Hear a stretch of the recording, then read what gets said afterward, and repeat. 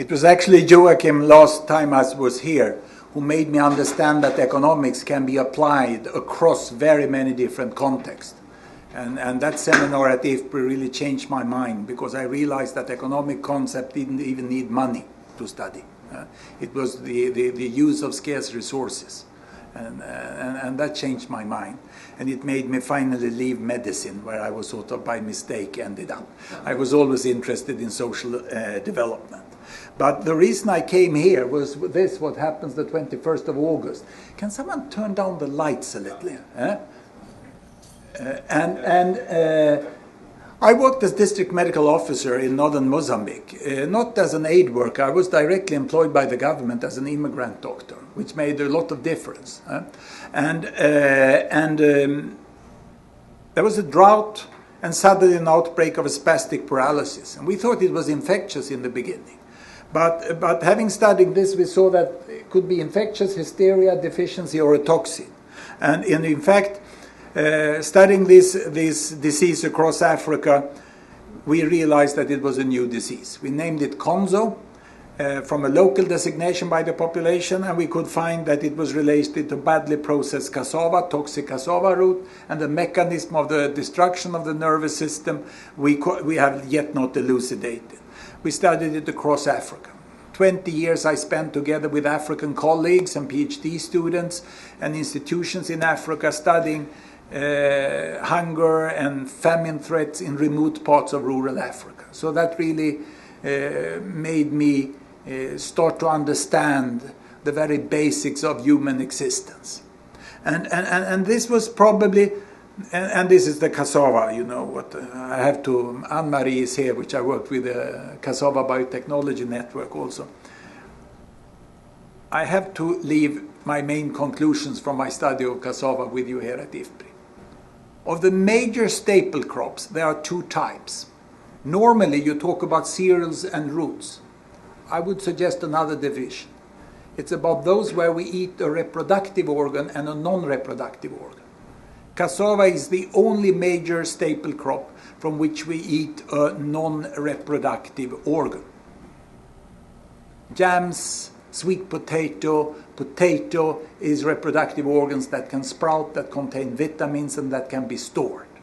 Just grasp that cassava root is a non-reproductive organ. It explains a lot about it. And it also, to me, explained, after listening very carefully to African small-scale female farmers, that why it's toxic. The toxin is cassava is there to protect it from theft. Theft by wild animals and hungry human beings. And No. There will be enlightenment here on the screen. No, it's good. Yeah, he's the boss, but listen to me.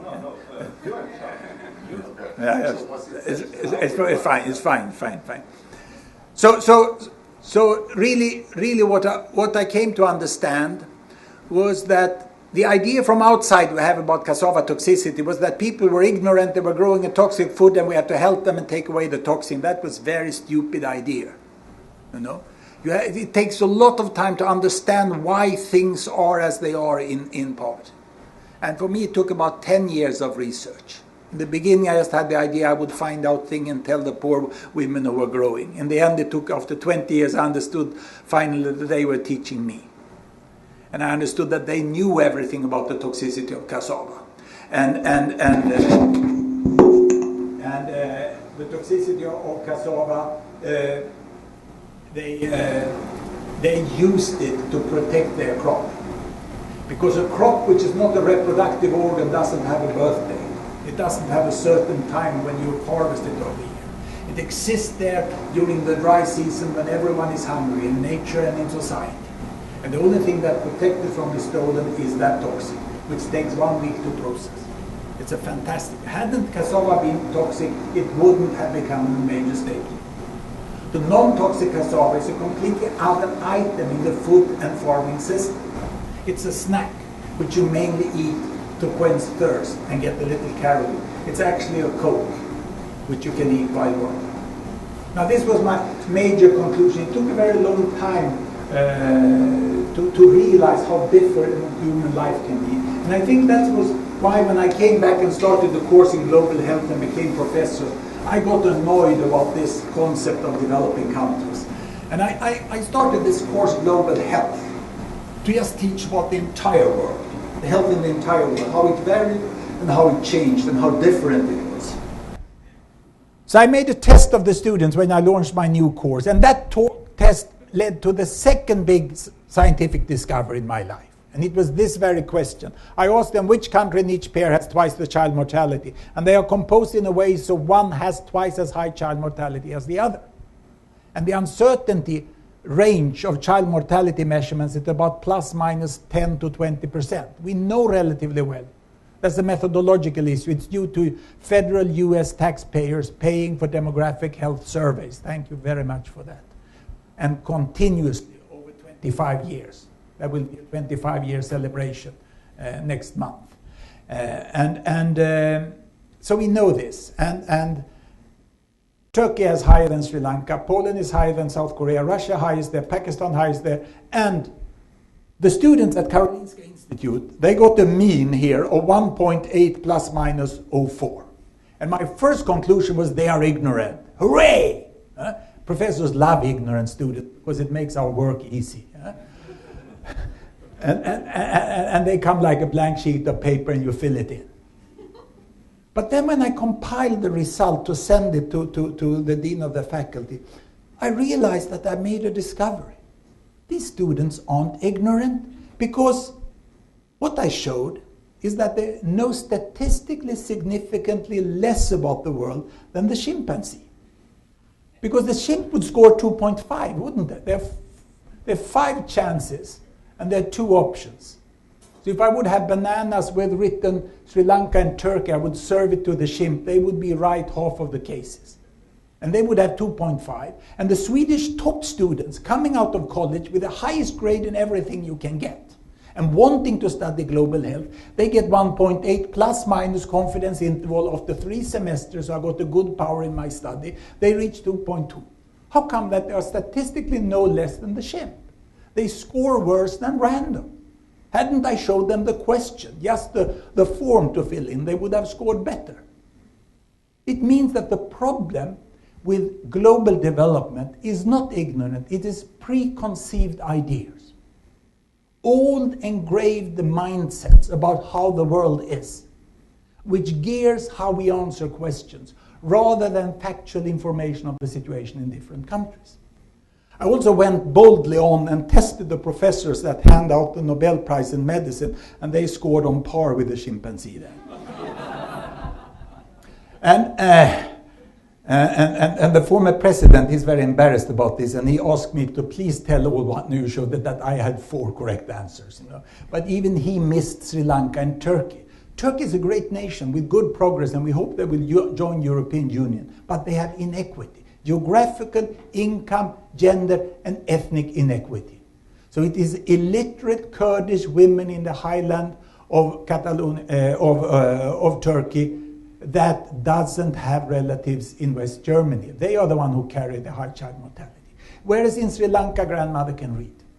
And in spite of that tragic civil war in Sri Lanka, there have been quite a good health system and quite a good system for children. And so on. What the students didn't know was the speed and the extent of change in Asia. That's what they haven't understood. And they were actually burdened down with the concept of a we and them world. So I moved on from that study to anthropology. And I listened. Swedish students, very easy to find out what they think. Even with Swedes, you serve them coffee and cinnamon buns. And then you just go around and listen, And when they put in the cinnamon buns, and then truth come out of their mouth. Because they relax, and they just chatting. People should chat spontaneously. And the most common statement about the world that I heard is, they cannot live like us, that would never work. This is what Swedish students say. They cannot live like. So there is a we and there is a them. And coming back into the classroom, I asked them, what do you mean with this we and them? Oh, it's easy. It's the Western world and the developing world. I said, yeah, we learned this in school, they said. So what is the criteria? Where do Kazakhstan belong? Kazakhstan? And this was before Borat, so no one knew anything about that. and then I would ask them, Turkey. Turkey, is that Western developing? You know? Mexico, well, Mexico, Russia. No, you see, we had problem-based learning in school, they said. So we didn't learn all these countries. But we remember the class when we had this fantastic lecture when we wrote Western world on one wall and developing world on the other. And then we put up material and we illustrated it. And on the Western world, we had an image of a family with 2 kids and mother and father going for a holiday. And on developing countries, it was a poor, slim family, and they had 6 children, and they were standing at the graveyard where they had buried the 2 small siblings, you know. And they were in misery. So this is what we know. I said, but you must have criteria, I said. You are at university now. What is the criteria? And after some time, they came up with this. Western world is long life in small family. Developing world is short life in large family. And it's quite good because it's sharp criteria you can measure. And that's when we started to develop the trend analyzer software here. And what we can do in this software is that we can choose life expectancy for this axis because they wanted the length of life. And we can choose on this axis fertility rate because they wanted the size of families. And I can choose to go back to 1950 here. And I can take and choose the areas where we display it, like this. And then we have the world in 1950. Now the world in 1950 is shown here by having each country as a bubble. And the size of the bubble shows the size of the population. And that means that the size of all bubbles show the size of the world population in 1950. Bubble size is a number of people. Color is continents. You can see these, the yellow ones there. This is Brazil there, United States, Canada. Blue, dark blue is Africa, light blue is India. The red one here is China, you know, and this is then Japan, Australia, New Zealand. Pacific is there. The brown one is Europe. This is obviously Turkey. So there you have. And the students were right, weren't they? You can see this is size of family here. 1, 2, 3, 4, 5, 6, 7, 8 children per woman. So the developing world had large families. And Western world had small families. And this is length of life. Life expectancy as birth, 30, 50, 70. They had long life, small family, and they had short life and large family. It's just that this was 1950. And I have found that Swedish students have the view about the world that correspond to reality the year their teachers were born. That is the intellectual lag we have. And that's the point when I start to recommend everyone who wants to be professor to be in global health. It's so damn easy. Because it's all these preconceived ideas. So so what has the world changed? And this, for me, these are really, this is not just any indicator. It's the character of family life. Fertility rate, measure what happens in the bedroom.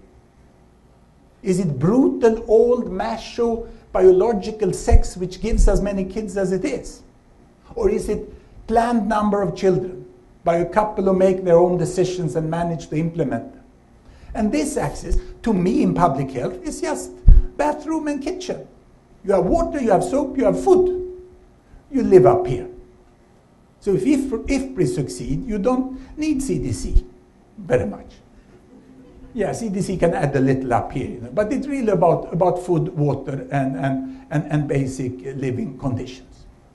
So basically what this says is at the end of colonial time, one group of countries with 1 billion people had small families and long life. And another group with about 2 billion people, they had short lives. What's your worldview today? Have these countries now, the so-called developing world, have they decreased their family sizes? Have they increased their life? Or did they end up, there were some intermediate. It's interesting to see who was intermediate in 1950. One intermediate here was Hong Kong. One intermediate here was Cuba. So obviously, if we should assess the the progress of Cuba, we should not compare Cuba with Brazil. We should compare Cuba with Hong Kong. And then Cuba comes out quite bleak, even in child survival, because Hong Kong has been much more successful than Cuba. And there's some other, Kazakhstan was there, you see, Kyrgyzstan was there, Sri Lanka was there, but most of them were. It was really a divided world. The concept Western world and developing world was fully academically and intellectually relevant. But what has happened? What has happened? Look here, we start the world. This is the fine thing here. The years goes by and the bubbles move. And you can see life expectancy increase. They get food, they get sanitation, they get vaccination, they get penicillin and family planning in China. They move over to a small family. India is trying to follow. The Arabic countries follow later, but they also move on here to a much better life up there. And we are now more or less there. And then we continue into the future. And the best projection is this, that they will all follow. HIV is already on its way down in Africa, and when I die, I'm projected to die there, you know. So I didn't bother to continue after that. So it will be like that. But today, at present, what has happened, I was born here. I was born here, and this is today. It's quite a change, isn't it? And one of my special comparisons, which I like, is this one, between Vietnam and United States. And we can take away everything else. Vietnam and United States. This is the year the hostilities and then the tragic war started. And this is what happened.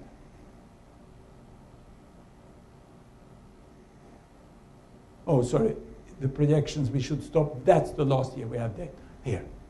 Vietnam today have the same family size and the same length of life as United States of America had the year when Senator McCain came back from prison in Hanoi. That's where Vietnam is today. They have done an enormous progress. But this is when I compare the family situation. Let me swap this into money situation. I go here and I ask for GDP on this axis. And then Vietnam has not catched up at all. Can you see? There's a gap. Vietnam is here in money. They have not even reached where the United States was 1950. And we have to bring United States back in time to see how far back can I take. I take United States down there. And we go up here and we can see what has happened. Vietnam is more than 100 years back of US at economic level. And this is purchasing power compensating for inflation. The best you can get. Economic indicators are very problematic over long time periods, you know, because they are conceptually difficult. The health indicators are not conceptually difficult. A death is a death. A birth is a birth. It's just that we have bad documentation in the past. Whereas economy, when there were no radios, when there were no electricity, there were no cars, very difficult to really make comparisons. But I think this stands very clearly for what has happened in Asia. In United States, the engine was economic development, and then social development and health came afterwards. In Vietnam, we saw the social development, the human resources improve first, and now economic growth catch up. I can go directly to our web page. This is where we have Gapminder's web page, and open what we call Gapminder World. Is the last version of this software.